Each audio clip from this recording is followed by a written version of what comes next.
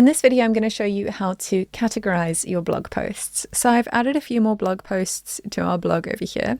And as you know, we've already got that one category that we created when creating our first blog post. But if we want to create more categories, we can come here to our categories on the left-hand side, and we can create a few more. So I've created a few new categories. So I'm going to go ahead and call this category dog toys, or let me call it dog accessories. There we go. You can then choose a parent category, but I'm not going to do that right now. I'm actually going to just leave this one as a category of its own. And then I'm going to go ahead and create another category. So I'm going to add another category, and I'm going to call this one dog toys.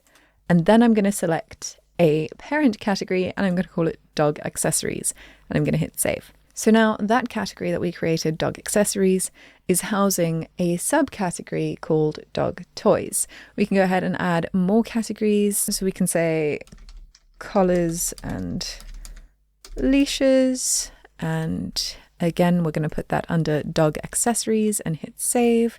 We're going to create another category called health and well-being, and we can have that as a category of its own. I can't remember what other posts I created, so I'm just going to come back to my posts over here. All right, so I think we've accurately created enough categories for all of these posts. So now I want to make sure that these posts are actually categorized correctly. So I'm going to come here to this one. My dog has a rash on its chest. I'm going to update this, and I'm going to come and put it into that category of health and well-being. And I'm going to save those changes. So I'm going to go through each of my posts and make sure that they are accurately categorized. So this is going to go into dog accessories, collars and leashes, and we can select both of those categories. You can select multiple categories if your blog post does actually fall into multiple categories. So if this is just about collars and leashes, great. But what if it's dog training related as well? So, hey, this is the best leash of 2026 because it helps with leash training your dog, for example. So you can also put it in the dog training category. So let's go ahead and save those changes. All right, and then let's go ahead and just finish categorizing these. This is going to be dog training and hit save.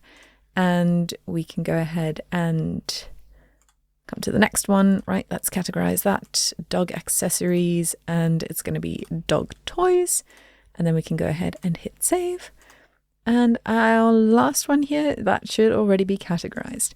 Now, if you need to create a new category for a blog post, for example, then we're going to come here to this category section, and we can add a new category right here in our blog post. And we can go ahead and say new dog owners, for example. You can again give it a parent category or not. And in this case, we're not going to. I'm going to hit save. And you'll see that this post has now been categorized into 2 of the 6 available categories.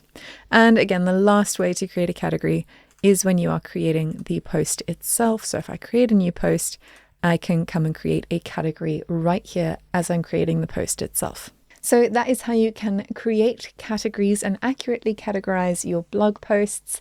In the next video, I'm going to show you how to actually create the front-facing blog itself.